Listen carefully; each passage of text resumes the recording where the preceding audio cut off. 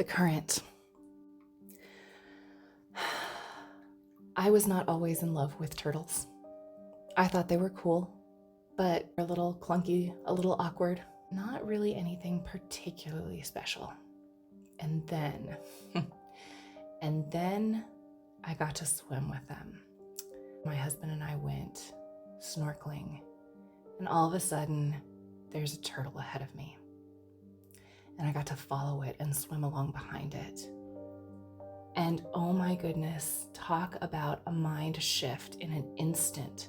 What I had viewed as kind of cool, but a little clunky and awkward, in that moment, watching it underwater, all of a sudden turned into one of the most beautiful, graceful, amazing creatures I have ever had the privilege of seeing or being near. My mind shifted in an instant. Seeing them in that environment was amazing. This painting, I've titled it The Current, because this painting is not actually about sea turtles.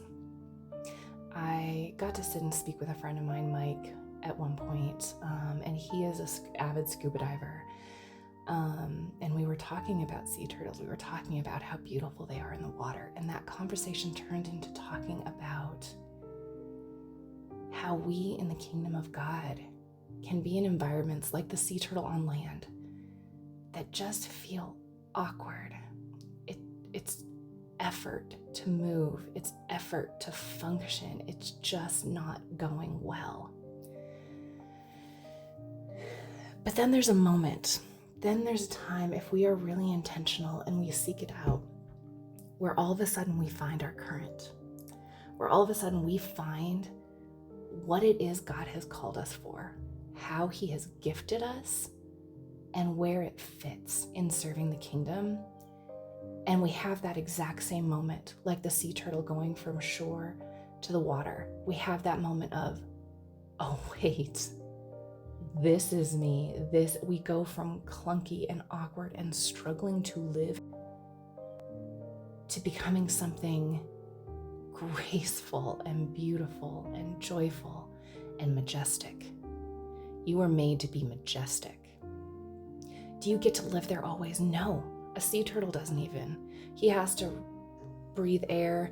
The sea turtle has to go to land. It has to go to the places that are awkward for really important purposes. That is where birth occurs. That is where new life is created.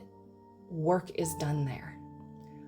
You'll never get to live in this place of ease and majesty always, but you are called to return there and go there regularly, often, because that is where you are needed by the kingdom. Not everybody finds this place, but I believe it's there for all. I've got to tell you, when I'm in that space, it feels selfish because I love it so much, and serving God can't possibly feel this good, can it? Of course it can. God designed us in a beautiful way that when we are serving him out of the way he designed us, it feels amazing because it's what we were designed to do.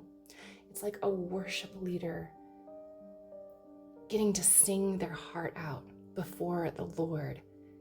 It's not only their calling, it's their love. If you are not loving the way you're serving the kingdom, I would highly challenge you to ask if you're in the right current. Have you found the right spot? Do you know yourself? I spent years in a career that I specifically chose because I wanted to serve God so badly, and it was completely opposite from my gifting. I forgot to ask God who he created me to be. I saw a need. I realized I could do the work to fill that need, so that's what I did, and it was slowly sucking the life out of me.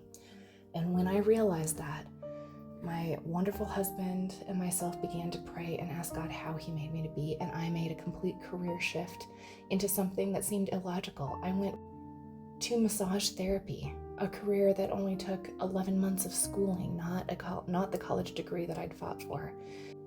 A career that I had once looked down on because it was not a high level of education. And you know what happened when I made that flip?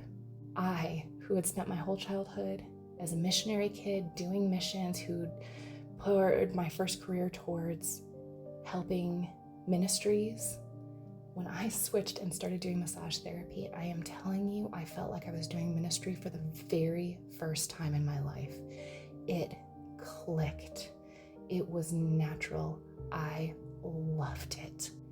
And to this day, and 9 years later, I am still in love with it. It does not drain me. It is a place of joy, not a place of death for me.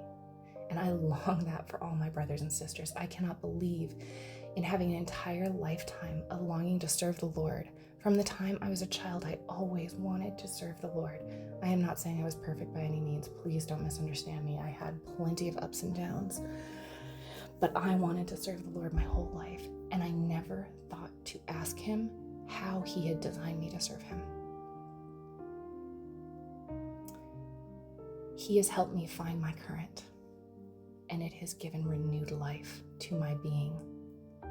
Have you asked him to find yours? I pray you find it. I pray you find that life and life abundant of service to his kingdom and to himself. It is beyond what you can imagine. God bless, my friends.